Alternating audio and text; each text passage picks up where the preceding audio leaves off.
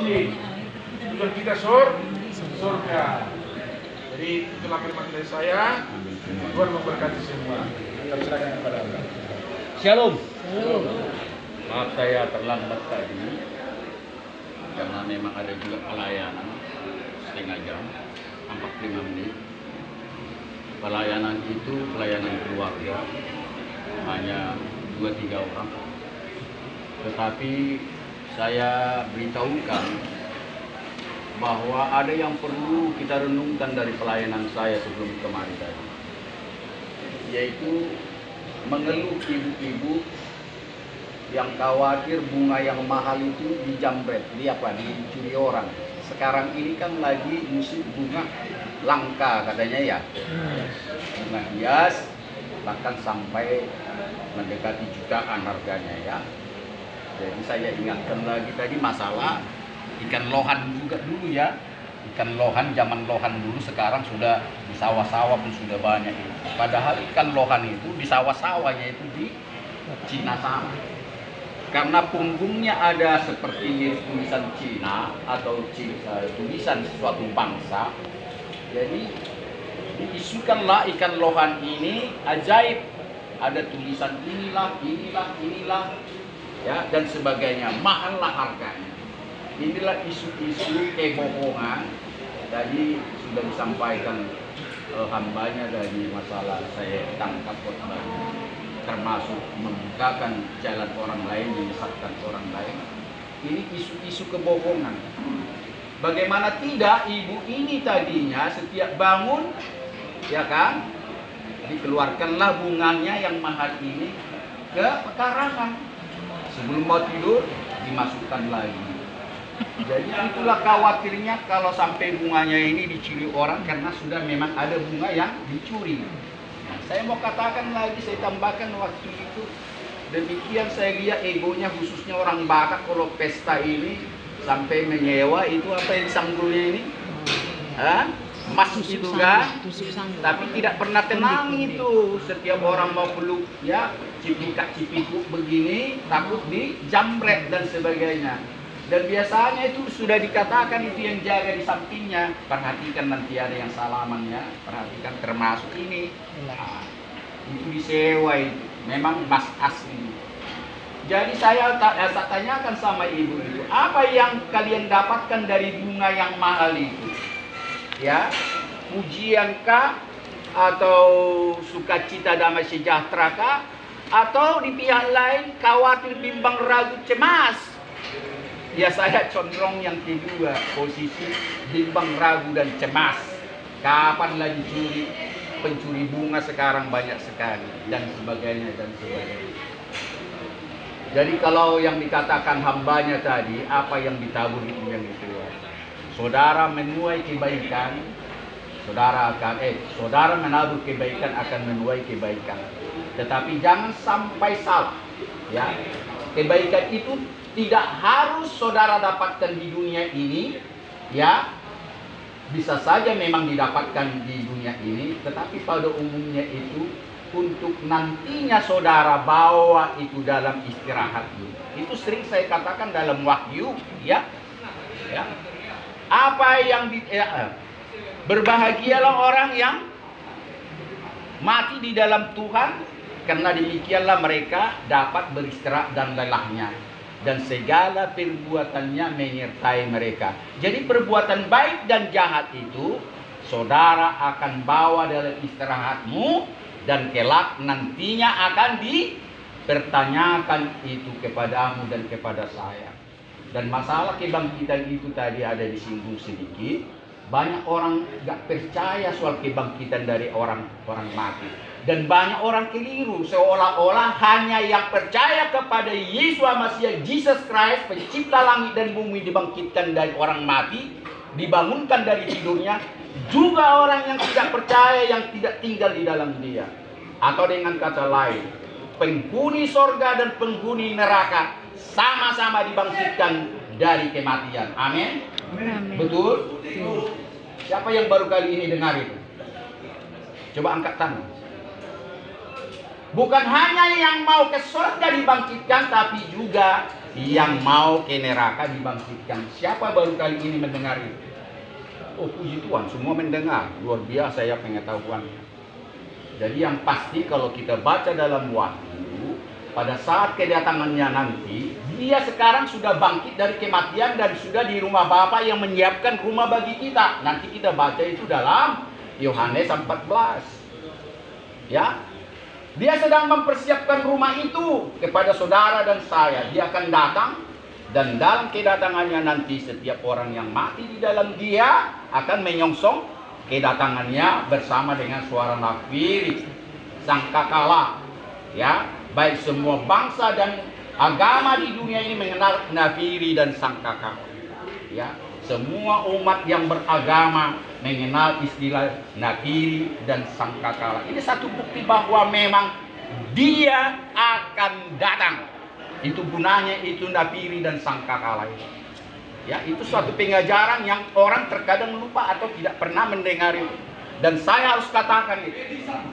Sekali lagi, orang yang mati di dalam dia itu pertama dibangkitkan, baru bersama-sama orang yang hidup pada saat itu menyongsong dia dari awan-awan datang, karena dia pun berangkat ke sorga melalui awan-awan, disaksikan mata telanjang, karena malaikat juga pernah mengatakan kepada orang-orang melihat dia terangkat, kenapa kalian heran melihat dia terangkat?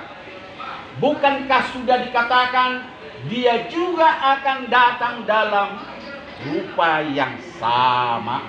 Jadi dunia sekarang ini sedang menyongsong kedatangannya, seperti dia berangkat naik dulu dan dia akan turun, segala mata melihat. Saudara percaya nggak segala mata melihat? Begitu luas dunia ini. Ada yang ragu-ragu nggak? Percaya saudara? Percaya? Dari Amerika bisa melihat, dunia kita nggak beda dengan sangat berbeda dengan Amerika sana. Di sini terang, di sana sudah gelap. Masih gelap di sana, masih tidur malam di sana. Percaya kok saudara? Bagaimana percaya? Coba realitanya bagaimana? Pada saat dia datang nanti Indonesia, jam sekarang jam berapa ini? Jam 10 kurang. Di sana masih tidur malam. Di Timur Tengah sudah semakin duluan lagi. Karena ke sana semakin belahan barat, belahan timur duluan matahari. Matahari menyongsong belahan itu. Barat agak belakangan, beda 1 hari terkadang lebih. Jadi jangan hanya katakan percaya, coba katakan bagaimana realitanya, bagaimana saudara percaya, bisa sama-sama melihat. Tolong Bu, tolong respon apa yang saya katakan. Kayaknya dia KO, tidak bisa menjawab. Ada yang bisa menjawab? Semua mata melihat. Ibu ini mengatakan percaya. Tolong dikasih tahu sama kita bagaimana mata di Amerika sana dengan mata orang di Indonesia ini bisa melihat sama-sama, secara bersama-sama. KO dia kelihatan. Jadi ini suatu pertanda bagi kita. Jangan tersinggung dengan kritikan saya ini. Firman Tuhan mengatakan katakan ya, kalau ya tidak kalah tidak. Ya, sekalipun pedas ya di hatimu, ya seolah-olah kamu tak bisa lagi dijawab, karena ini terkadang orang asbun tentang firman Tuhan. Bicara tahu, tetapi apa? Hanya tahu, tetapi tidak betul-betul mendarah daging menjadi rema sehingga menyatu dengan roh Tuhan. Pengetahuannya hanya sebatas kemampuan otaknya tentang firman Tuhan, sehingga sampai sekarang ini banyak perdebatan, jangankan di luar agama Nasrani, sesama Nasrani juga demikian. Saya mau perkataan tadi kita sama-sama bisa menerima secara akal pikiran. Ada yang bisa menjawab? Tidak juga ya. Karena dunianya kan beda Amerika sama Indonesia ya. Walaupun ini maksudnya belahan itu. Ya kan? Betul? Saudara, di tangan saudara mungkin tidak ada HP. Kalau di tangan saya ada HP. HP ini bisa melihat tidak di Amerika sekarang ini. Dengan inilah kita melihat nanti satelit. Karena ini sudah diciptakan oleh dia. Makanya saya sering mengatakan dalam pengkhotbah, tidak ada yang baru di bawah kolong langit dalam perut bumi, di atas bumi ini. Karena semuanya itu sudah lama ada. Tidak sanggup otak manusia memikirkan itu. Bahwa teknologi sekarang ini termasuk Android ini semua sudah lama ada itu. Tapi orang yang memiliki hikmat daripada Tuhan mengaminkan ayat itu. Bukan mengatakan, iya nanti saya tanyakan. Coba dulu, buktikan dulu. Apa zamannya waktu Yesus Kristus, Jesus Christ, Yeshua Mashiach.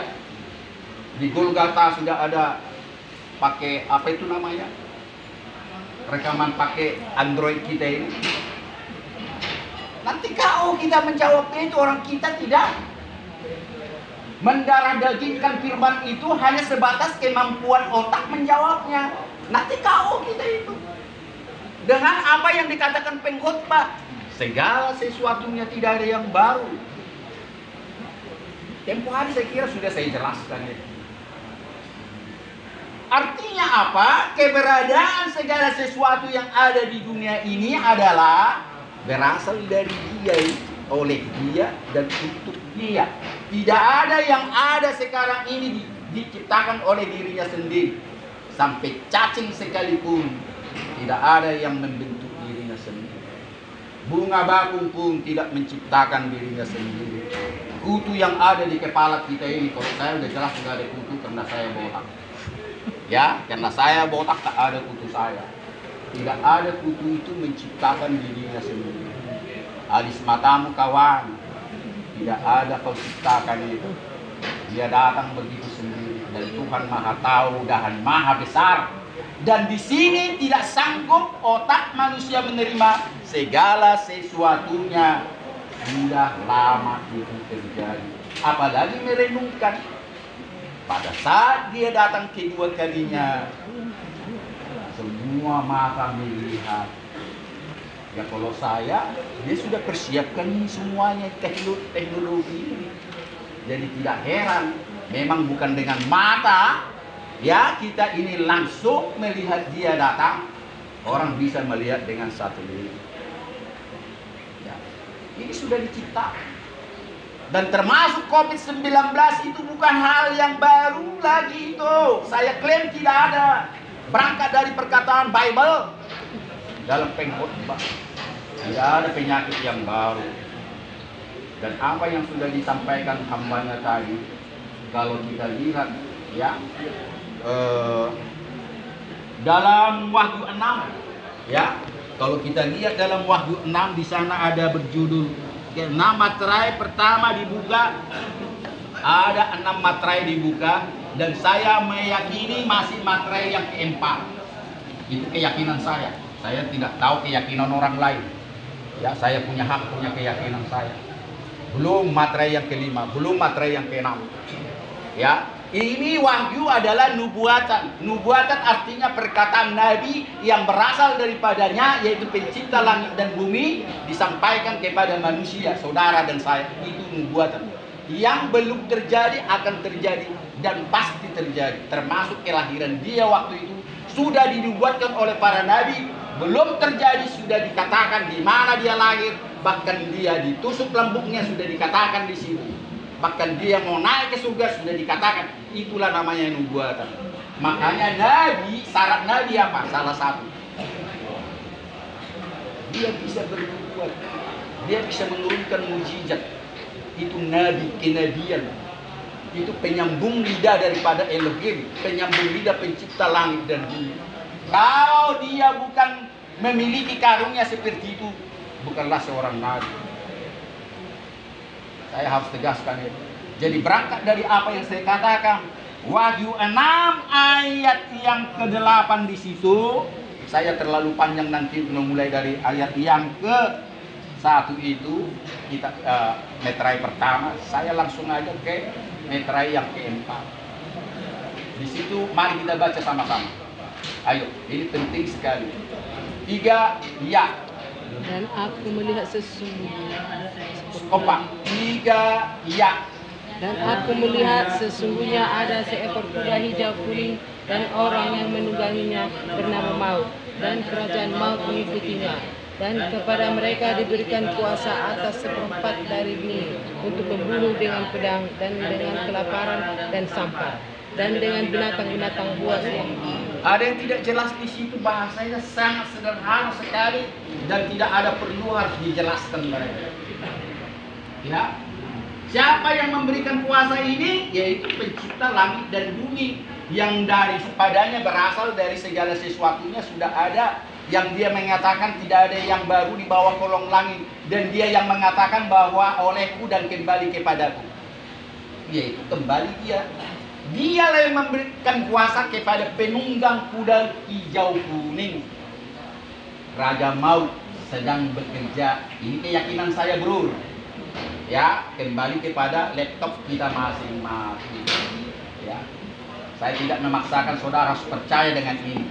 Tetapi saya begitu percaya bahwa COVID-19 ini dalam rangka membuat dunia ini kosong seperempat dari jumlah terbanyak. Dari jumlah yang terbanyak Tuhan yang tahu. Hanya Tuhan yang tahu. Dikurangilah ini semua seperempat. Dibinasakan orang fasik dan orang saleh sama. Orang berdosa sama yang tidak berdosa sama. Kenapa? Saya tidak bisa jawab. Yang bisa saya jawab bisa. Tetapi itu sudah rencana Tuhan. Ya. Rancangannya, hambanya sudah mengatakan tadi, bukan rancangan kita. Rancangan kita adalah rancangan peperangan dan penderitaan, tetapi rancangan dia adalah kehidupan, ya, kemakmuran dan kehidupan. Ini sudah terjadi sekarang. Jadi kembali bagaimana kita beriman kepada dia, beriman kepada yang saudara tiga ini, percaya atau tidak semua apa yang tertulis dalam Injil ini. Dan kalau kita kembali kepada dari Raja Daud, sekalipun sering mengatakan itu, bahkan pernah mengatakan, dari Israel lah pengajaran, dari Israel lah pengajaran, dan dari Israel lah kehidupan, dari Israel lah pengetahuan, dan dari Israel lah penyelamatan. Siapa Israel itu? Semua agama mengenal dia, yaitu Yakub. Siapa Yakub itu? Ya anaknya si Ishak. Siapa anaknya si Ishak itu? Ya anaknya si Abraham. Ya, hanya orang mengetahui itu Abraham, Ishak, dan Yakub. Yakub melahirkan 13 anak, 1 perempuan. Tapi ada Yahudi perempuan tidak dihitung dalam keturunan, hanya laki-laki saja. Ya, hanya termasuk orang Batak. Ya, perempuan tidak dianggap keturunan, itu ke samping dia, bukan ke bawah ke atas. Ya, keturunan anak laki-laki lah yang membawa keturunan, sehingga 12 anaknya ya Israel, yaitu Yakub, menjadi marga daripada orang Israel. Ya, jelas Israel itu adalah bangsa Yahudi. Nyatanya apa sampai sekarang yang terbukti? Perkataan Raja Daud yang banyak dikenal agama-agama lain, bahwa dari dia pengetahuan, pengajaran, dan keselamatan. Di luar daripada bangsa ini tidak ditemukan keselamatan. Amin. Tepuk tangan buat dia. Jadi kalau saudara ditanyakan, saudara percaya naik ke surga? Jangan katakan mudah-mudahan. Percuma saudara beribadah. Bolak-balik saudara membaca itu. Dan saya sering mengatakan begitu salut orang yang mau mati bunuh diri satu keluarga. Salut saya di satu pihak. Itu keyakinannya luar biasa. Dengan dia mati membunuh dirinya, membunuh orang, dia langsung ke surga. Masalah benar di mata Tuhan atau tidak benar itu bukan urusan saya. Yang saya mengatakan salut kepada orang yang mengajarkan itu, dan salut kepada orang yang melaksanakan bunuh diri karena dijanjikan langsung ke surga. Saya tidak menyinggung suatu agama, tidak. Tapi kenyataan itulah dunia, di belahan manapun sedang terjadi pengajaran seperti itu. secara nasional, secara Indonesia mengutuk perbuatan itu. Makanya saya berani mengatakannya. Ya, sampai sekarang Indonesia mengutuk perbuatan itu. Ya, jadi tidak ada hal yang tabu, tidak ada hal yang hati-hati berbicara tentang kebenaran. Jadi sekarang dia sedang di sorga saat-saat mau datang kedua kalinya untuk membangunkan orang yang tidur dalam rest in peace, ya, untuk nantinya dipersiapkan kepemimpinan dunia ini selama 1000 tahun lamanya. Diberikan kuasa kepada orang yang mati di dalam dia dan orang yang hidup di dalam dia memimpin dunia ini 1000 tahun. Dan setelah itu dia membangkitkan orang-orang mati di luar dia untuk digiring ke mana yang keras? Ke neraka. Itulah gelombang yang kedua, kawan. Gelombang pertama itu tadi orang yang mati di dalam dia dibangunkan karena dia sudah tahu siapa yang mati di dalam namaku dan siapa yang mati di luar namaku. Bangkit secara otomatis. Dan orang-orang yang hidup pada saat dia datang sama-sama menyongsong dia. Inilah digiringnya menguasai nanti dunia ini. Bahwa ada kehidupan setelah kematian daging ini. Kalau saudara tidak percaya itu, ya saya kasihan saudara, mungkin sudah belasan tahun saudara jadi Kristen, tidak percaya bahwa ada kehidupan setelah kematian sekarang ini. Amin.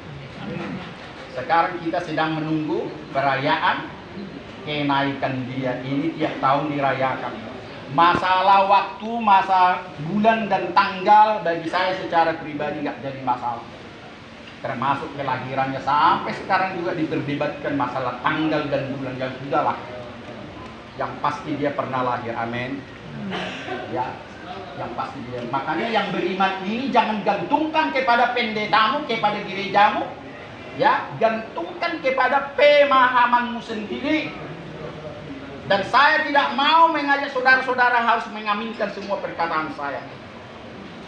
Rasakan nikmatnya. Kalau tidak enak, buang, jangan telan. Kalau enak, jangan simpan. Telan biar engkau mendapatkan makanan yang dijaga. Ya, dan jangan bersandar kepada pengertianmu sendiri. Itu sudah sering dikatakan Rasul Paulus. Tetapi tatkala kita merenungkan dan meminta pengajaran tentang Bible ini, mintalah hikmat Tuhan, sehingga bukan hanya pemahaman secara kedagingan, tetapi pemahaman yang dipimpin oleh Roh Tuhan. Inilah yang bermanfaat bagi saudara-saudara, sehingga tidak ada istilahnya KO tidak bisa menjawab. Ya. Jadi saya bukan mengatakan segala sesuatunya saya sudah bisa jawab segala pertanyaan. Ada yang nggak bisa saya jawab. Termasuk saya katakan pernah itu mungkin sudah 2-3 kali mengatakan apa yang tidak bisa dilihat di dalam laptop ini. Dari presiden pertama Amerika, Inggris, dan apa raja Inggris, ya, dan wanita tercantik, orang paling bodoh, orang paling pintar, orang paling tinggi, paling pendek, paling besar, Paling jelek. paling perbada, ada semua di sini. Paling jelek. Tetapi apa yang nggak ada di sini? Kedatangannya. Hah? Kedatangannya itu. Tidak ada di situ. Saya sudah pernah mengatakan waktu dan tanggal saat dia datang kedua kalinya. Tidak ada yang tahu, tidak ada di hatimu itu. Yang kedua apa? Kematian. Kematian diriku sendiri. Tidak ada bisa ambil aplikasi di situ. Dan tidak ada satupun yang mengetahui. Itulah keajaiban. Tetapi soal dunia ini, dalam segala hal teknologi apapun, itu sudah ada settingan di situ sesuai dengan kemampuan manusia. Pada umumnya walaupun tidak 100%, tapi mendekati sempurna. Begitu cepat kita, ya, begitu cepat. Jangankan mencari lipstik yang tercantik murah meriah, ya, mencari jodoh pun ada di situ, ruang jodoh dan sebagainya ada di situ. Dan nyata-nyatanya memang banyak yang menjadi pelaminan. Jadi dalam memperingati nanti tanggal 13, kita bersyukur, saya kalau tidak salah melihat tanggal, kita sama-sama merayakan dengan saudara kita Muslim, yaitu Idul Fitri ya. Hari Kamis 2 minggu ke depannya. Betul ya? Betul? Tanggal 13 kalau saya tidak salah melihat. Kamis ya? Bukan Kamis. Ya saya lupa ingat, nanti kita lihat bersama. Tapi saya tahu sama-sama ya jatuh di perayaan Idul Fitri, ini kita syukuri. Dan saya selalu mengatakan, hukum Taurat tidak satu iota pun dihilangkan, dihapuskan. Ya, semuanya itu dijalankan. Dan semua aturan dan peraturan apa yang sudah dikatakan itu tetap berlangsung, kecuali rancangan dia terkadang berubah. Beda dengan hukum. Hukum dan rancangan kepada manusia itu berbeda kawan. Rancangan dulu memang sudah dilaksanakannya ya zaman Nuh, betul-betul terjadi. Ya, rancangan dia Sodom dan Gomora betul-betul terjadi. Tetapi setelah itu dia menyesali dirinya. Seharusnya tidak harus dengan kematian, tetapi kita sendirilah yang meminta kematian itu melalui hukuman yang diterimanya. Tetapi apa yang dikatakan Elohim, aku sudah membuat rancangan damai sejahtera kepadamu jika engkau mendengar suaraku dan melakukan apa yang kufirmankan kepadamu. Saat ini kita nanti baca dalam Ulangan itu, jika engkau mendengarkan suaraku, ya, dia akan memberikan rancangan damai sejahtera. Bahkan perkataan Nabi, bahkan Rasul yang ditulis dalam perjanjian baru, dan itu dikatakan bahwa sesungguhnya memang selalu dia memberikan rancangan damai sejahtera, bukan rancangan kebinasaan dan kematian. Dia pun sebetulnya maunya kita ini semua diselamatkan. Tapi seperti yang saya katakan, perkataan Bible, pada mulanya dari dia, oleh dia, untuk dia. Jadi dia punya hak prioritas. Dengan cara bagaimana manusia itu mati koit, ya terserah dia. Kita ini seperti bunga dan rumput. Kita aja mengatakan kasihan ya. Kenapa Tuhan tidak menolong mereka? Ya tabrakan itu. Ya, itu kasih kita itu berbeda. Itu kalau kasih manusia, tapi kalau kasih yang daripada Tuhan itu kita kembalikan kepada dia. Cara-cara Tuhan adalah cara-cara kehendak dia sendiri. Ya kan, bukan berarti dia tidak sayang. Banyak hamba-hambanya lagi khotbah, dilanggatan, di mimbar, jatuh, tersungkur, langsung mati. Jangan katakan bahwa dia seorang pendosa. Jangan katakan bahwa Tuhan tidak sayang kepada dia. Ya, kembali kepada dia. Dan kita jangan pula mengatakan kalau kita sudah ada di dalam dia, maka semuanya tidak ada kekurangan lagi di dunia ini. Justru dia memberikan kekurangan, kita mengatakan amin. Saudara dikasih kekurangan masalah pakaian, makanan, dan minuman. Kalau saudara bisa mengatakan amin, itulah seorang Kristen, seorang Nasrani, dan tidak mengutuki. Saudara dapat kecelakaan, pencurian, dan apa semua, ya, Anda katakan amin. Saudara kena tipu, katakan amin. Ya, saudara dilecehkan, ya, disalah mengerti, kata hambanya tadi, yang membawa kepada jurang maut, ya. Saya ingat kutuk yang keempat itu, terkutuklah orang yang membawa orang buta ke jalan yang salah. Itu orang buta itu pengertiannya sama orang yang bodoh yang tidak mengerti apa-apa tentang firman Tuhan, tentang dunia ini, tapi diarahkan kepada kejahatan. Itu sudah disampaikan hambanya tadi, itu termasuk mengarahkan manusia untuk jatuh ke dalam dosa, untuk bejat dan sebagainya. Itu sudah dikatakan kutuk yang keempat dari 12 kutuk dalam Ulangan 27 itu. Itu udah pernah juga saya katakan itu. Jadi saudaraku, untuk menyongsong dia nanti kita rayakan tentang kenaikannya ke surga, saya mengajak kita membaca Filipi 3 ayat 10. Sama-sama kita baca yuk. Filipi 3 ayat 10.